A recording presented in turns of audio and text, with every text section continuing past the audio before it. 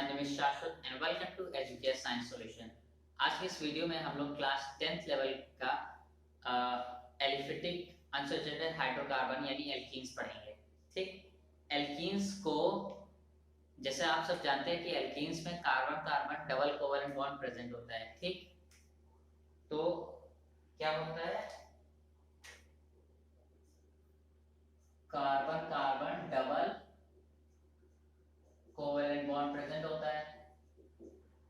ठीक, तो double covalent bond present है। एल्कीन्स को ऑयलफिन्स भी बोला जाता है। ऑयलफिन्स मतलब ऑयल फॉर्मिंग।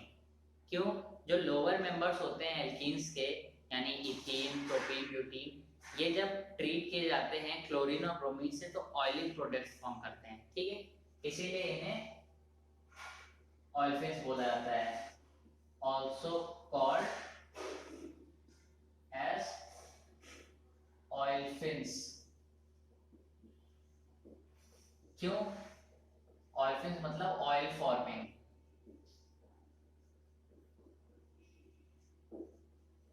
रीजन क्या है? Lower members of alkenes when treated with chlorine or bromine forms oily products। ठीक, तो इसलिए इन्हें ऑयलफिन्स बोला जाता है। जनरल फॉर्मूला क्या होता है? जनरल फॉर्मूला एल्कीन्स का CnH2n होता है। मैं पहले बता चुका हूँ, C मतलब कार्बन एटम को डिनोट कर रहा है, H जो है वो हाइड्रोजन एटम को,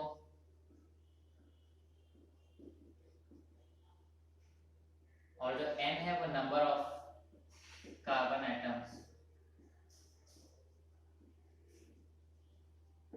ठीक, तो ये तो हो गया इसका जनरल फॉर्मूला। अकरेंस की बात करें, अकरेंस की बात करें तो एल्कीन्स जो होते हैं, लोअर एल्कीन्स, वो तो बहुत माइन्यूट क्वांटिटीज में कोल गैस में प्रेजेंट होते हैं, लेकिन इनका जो मेन सोर्स होता है वो क्रैकिंग और पेट्रोलियम से होता है। सो लोअर एल्कीन्स जो होंगे, लोअर एल्कीन्स का जो अकरेंस होगा माइन्यूट क्वांटिटी में,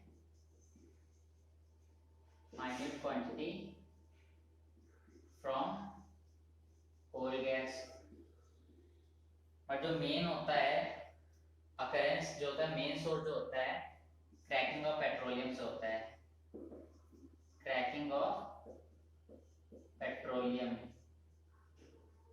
ठीक, कई बार मैचिंग में क्वेश्चंस पूछ लेते हैं, जैसे कि कई सारे ऑप्शन दिए होते हैं, उसमें एल्कीन भी होता है और दूसरी साइड क्रैकिंग ऑफ पेट्रोलियम लिखा है, तो इसलिए आप वही सही आंसर होगा उसका। ठीक, तो यहाँ तक तो आपको समझ में आ गया होगा। मेरी एक रिक्वेस्ट है कि जो भी मैं लिखवा रहा हूँ वो एक सिंगल पेज पे नोट करने की कोशिश कीजिए। इससे क्या होता है कि जब आप बुक से पढ़ते हो, ये 10 है 20 पन्ने में होता है, आप सर वैसे ही चकरा जाते हैं कि कैसे पढ़े हैं यार, तो उससे अच्छा तो एक सिंगल पेज में पढ़ लो, वो ज़्यादा आसान होता है। ठीक, तो अब हम बात करेंगे क्लास 10th लेवल की बात करें तो इसमें आपको सिर्फ एक ही कंपाउंड पढ़ना है जिसे इथीन बोलते हैं या इथाइलिन। तो इथीन के पढ़ने से पहले इसमें आइसोमेरेज क्या होता है कि इसमें वो देख लीजिए। आइसोमेरेज, तो आइसोमेरेज यहाँ पे दो तरीके के देखने को मिलेंगे। पहला जो है चेन आइसोमेरेज, और दूसरा जो होता है वो होता है पोजीशन आइसोमेरेज। आइसोमेरेज की मैंने एक सेपरेट वीडियो बना चुका हूँ, तो वहां से आप देख लीजिएगा। ठीक, क्या होता है चेन आइसोमेरेज और पोजीशन आइसोमेरेज? एक जो पॉइंट है जो आपको नोट करना है, याद रखना है, वो ये है कि आइसोमेरेज उन्हीं एल्कीन्स में पाया जाएगा जिनमें 4 या उससे ज्यादा कार्बन प्रेजेंट होंगे, 4 और मोर देन 4 कार्बन्स जिसमें होंगे, उसी में सिर्फ आइसोमेरिज होगा, इससे नीचे नहीं होगा। कैसे अभी देखेंगे। चेन आइसोमेरिज का एग्जांपल देख लेते हैं। चेन आइसोमेरिज का जैसे कि आपको दिया है CH2 double bond CH CH3 CH2 CH3, ठीक, सिंपल है। ब्यूटीन ये तो हो गया। अब इसमें कैसे हो सकता है, 4 हैं, ठीक, ये तो हो गया नॉर्मल ब्यूटीन। अब इसका दूसरा अगर आइसोमर बनाए तो इस तरह से हो जाएगा CH2 डबल बॉन्ड C, ऊपर यहाँ CH3, यहाँ पे CH3, ठीक, ये हो गया। तो ये दोनों अगर आप कार्बन की बात करें तो 4 कार्बन इधर 4 कार्बन इधर हो गए। हाइड्रोजन 2 3 4 5 6 7 8, 2 और यहाँ 6 और 2 8, ठीक। फॉर्मूला CnH2n होता है, 4 कार्बन होंगे तो 8 हाइड्रोजन होंगे। ऐसे यहाँ पे हो जाएगा, इसका भी फॉर्मूला हो जाएगा C4H8, ठीक, और इसका भी। तो यहाँ पे कार्बन की जो पैरेंट चेन है उसमें आ रहा है कार्बन, वहां से रिलेट कर रहा है, तो इसलिए ये चेन आइसोमेरिज हो गया। पोजीशन आइसोमेरिज में फंक्शनल ग्रुप्स की पोजीशन चेंज होती है। क्या होगा, ये डबल बॉन्ड यहाँ से यहाँ आ जाएगा। तो अगर हम लोग बात करें पोजीशन आइसोमेरिज की, पोजीशन आइसोमेरिज की बात करें तो एक ये एग्जांपल ले लीजिए आप, CH3 CH double bond CH CH3, ठीक, इसका हो जाएगा ब्यूटीन। यहीं से और दूसरा हो गया CH2 double bond CH CH2 CH3, normal butene या ब्यूटवनी, ठीक। अब मैंने क्यों ये बताया था कि 4 या उससे ज्यादा कार्बन होंगे तभी आइसोमेरिज फॉर्म होगा, क्योंकि अगर आप सिंपल चेन वाले में देखिए, अगर मान लीजिए यहाँ तो ना होके यहाँ पे CH3 होता, मान लीजिए यहाँ से ना होके यहीं पे CH3 होता, दूसरी चेन आप कहाँ से बना लेते, ठीक, नहीं बना पाते। ये यहाँ से ना होता, CH कहाँ से बन जाता, कोई चेन आइसोमेरिज कोई पोजीशन आइसोमेरिज नहीं हो पाता। तो ये सिंपल चीज है कि 4, अगर 4 कार्बन प्रेजेंट होंगे, 4 कार्बन प्रेजेंट होंगे तो 2 आइसोमर बनेंगे, ठीक। 5 कार्बन प्रेजेंट होंगे तो 3 आइसोमर बनेंगे। ऐसे ही 6 कार्बन पे 4 आइसोमर एंड सो ऑन, ठीक। ये तो हो गया आइसोमेरिज।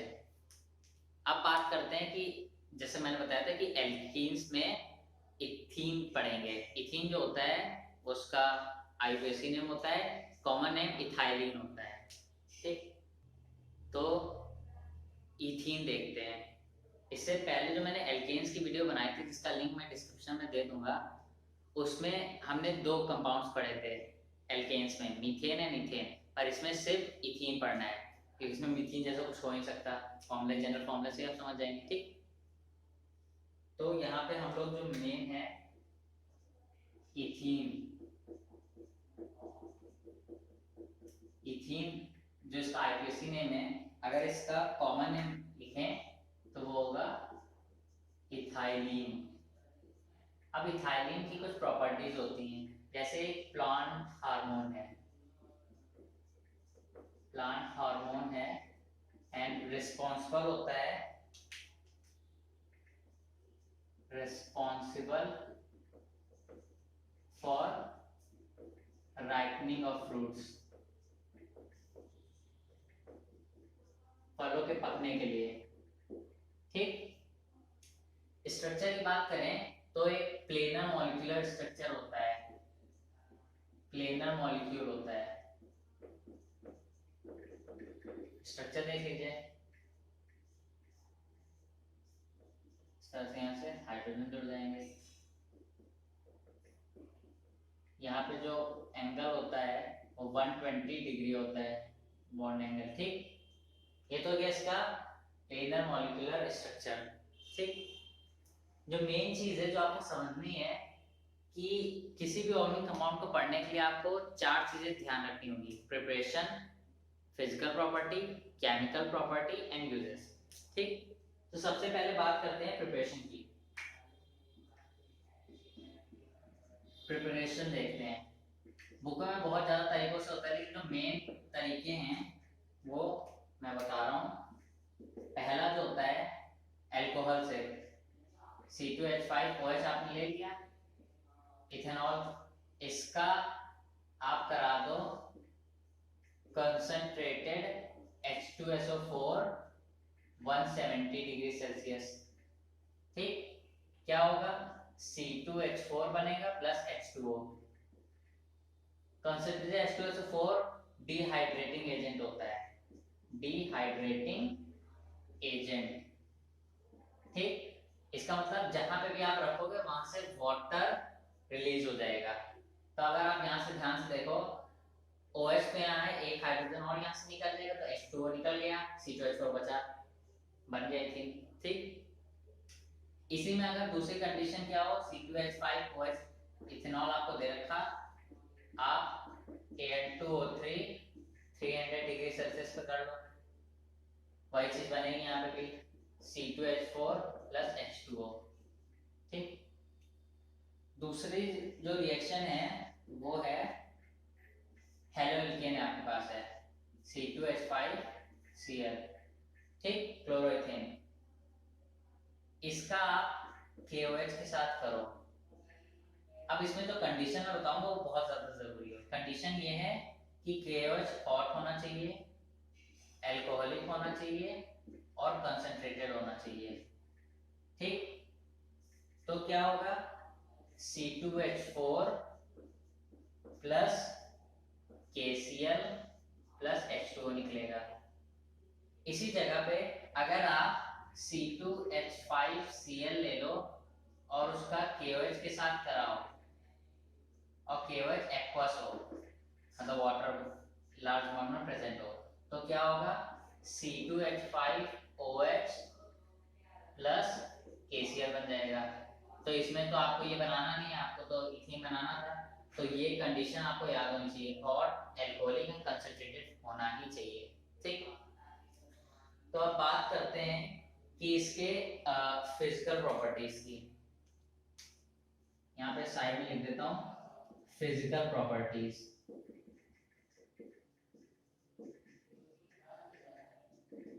फिजिकल प्रॉपर्टी पहली जो है, ये कलरलेस इनफ्लेमेबल गैस होता है, इनफ्लेमेबल गैस। इनफ्लेमेबल मतलब हाईली, मतलब बहुत जल्दी आग पकड़ लेगा, कलरलेस होती है। दूसरा क्या है, low melting boiling point, low melting and boiling point. ठीक, दोनों मेल्टिंग एंड बॉइलिंग पॉइंट बहुत कम होता है, माइनस में होता है।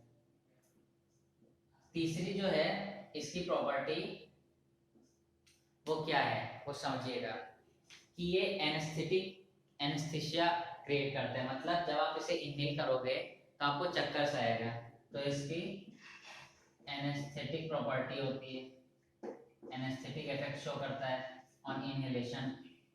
ऑन इनहेलेशन, सांस लोगे और उसको सूंघ लोगे तो एनेस्थेटिक इफेक्ट होगा। ठीक, एक जो नेक्स्ट प्रॉपर्टी है वो ये है कि जैसे मैंने आपको बताया था कि कोई भी ऑर्गेनिक कंपाउंड होगा तो वो ऑर्गेनिक सॉल्वेंट्स में हाईली सॉल्युबल होगा और वाटर में स्पेरिंगली सॉल्युबल या अनसॉल्युबल होगा।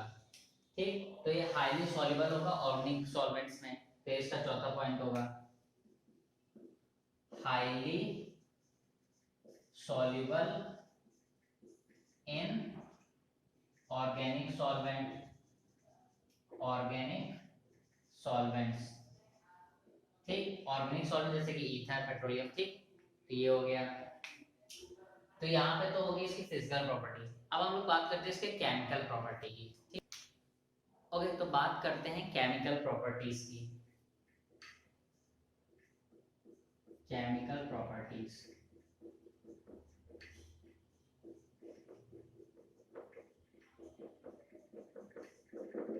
इसमें जितनी भी रिएक्शंस होंगी प्रिपरेशन में, चाहे केमिकल प्रॉपर्टीज में हो, बहुत इजी होती हैं। क्या होता है कि बस आपको 2-3 बार उसको पढ़ लो तो आपको खुद ही उसका मैकेनिज्म समझ में आने लगेगा।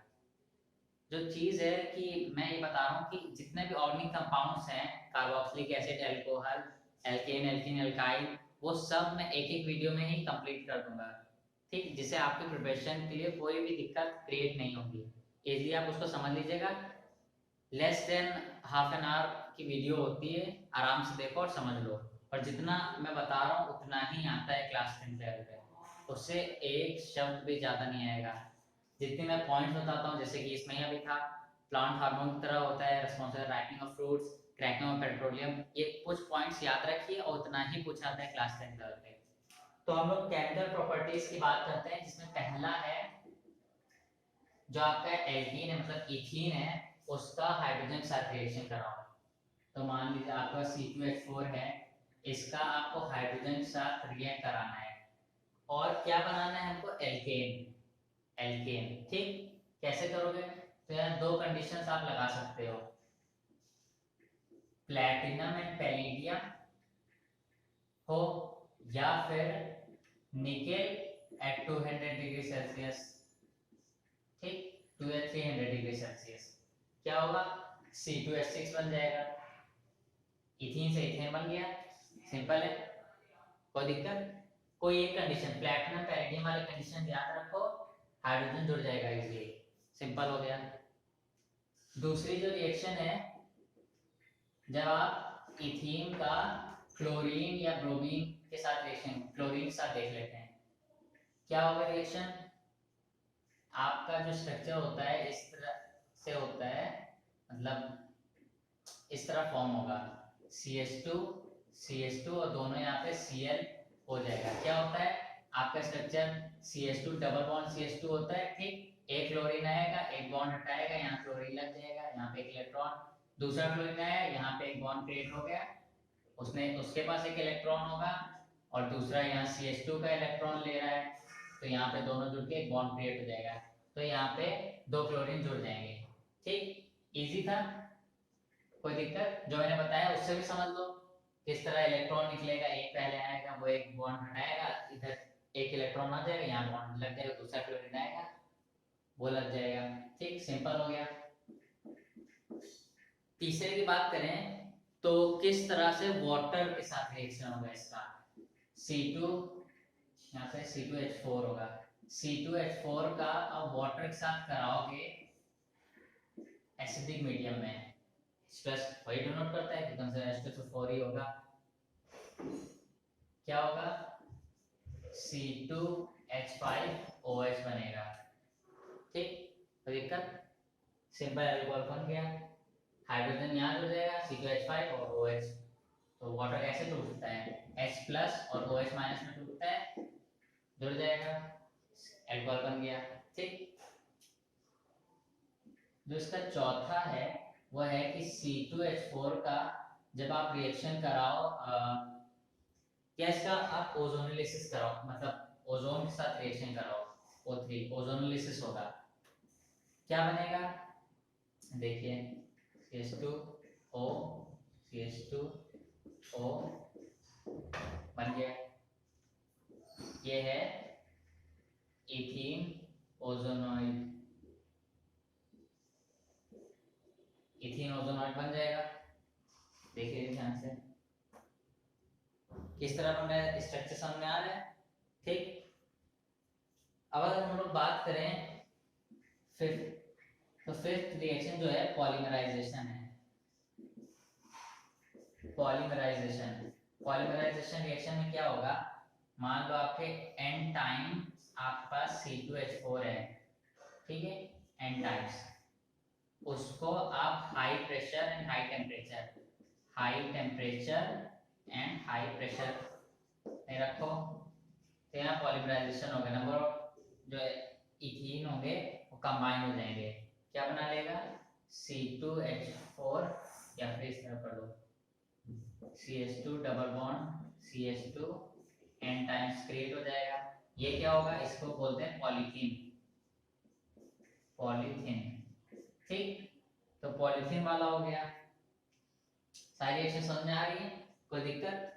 ओजोनोलिसिस का याद रखिए, क्योंकि इसका स्ट्रक्चर कई बार लोग भूल जाते हैं किस तरह होता है। इथीन ओजोनॉइड का फॉर्मेशन होगा, ठीक, ये हो गया। दूसरा पॉलीमराइजेशन याद रखिए, और बाकी तो एक कॉमन से हैं, आगे भी हर जगह यूज होंगे इसका, ठीक। तो अब हम लोग बात करते हैं नेक्स्ट। तो जो नेक्स्ट रिएक्शन है 6, वो क्या है कि आपके पास इथीन है C2H4, इसका HCl के साथ करा दो, हाइड्रोक्लोरिक एसिड, क्या बनेगा C2H5Cl, simple ethane chloride. 7th reaction जो है कंबशन है। कंबशन में क्या होगा, C2H4 आप ले लो, इसका ऑक्सीजन के साथ रिएक्शन कराओगे तो क्या होगा, CO2 plus H2O plus heat evolve होगी, ठीक। तो जो 8th रिएक्शन है उसमें क्या होगा, C2H4 का कराओ वाटर और नेसेंट ऑक्सीजन की प्रेजेंस में, तो क्या बनेगा CH2 यहाँ पे दोनों पे OH लग जाएगा, क्या है इथेन 1,2 डाइऑल, ठीक। तो यहाँ पे इसकी जो केमिकल प्रॉपर्टीज है वो कंप्लीट होगी। यूजेस की बात करें, यूजेस पूछ लेते हैं। तो इसका पहला यूज है प्लांट हार्मोन की तरह तो एक्ट करता ही है, प्लांट हार्मोन की तरह एक्ट करता है, ठीक। दूसरा जो है इसका, अभी आपने पढ़ा था पॉलीमराइजेशन में पॉलीथीन फॉर्म करता है किस तरह। तीसरा जो है नंबर ऑफ कंपाउंड, जैसे कि अभी आपने देख लिया था इथाइल क्लोराइड फॉर्मेशन में काम आता है, तो वेरियस ऑर्गेनिक कंपाउंड्स बनाता है, वेरियस ऑर्गेनिक कंपाउंड्स फॉर्मेशन के लिए, ठीक। तो ये तो यहाँ पे इसके यूजेस हो गए। यहाँ पे एल्कीन जो है वो कंप्लीट हो गया। जो नेक्स्ट है वो एल्काइन हम लोग पढ़ाएंगे, ठीक। Thank you.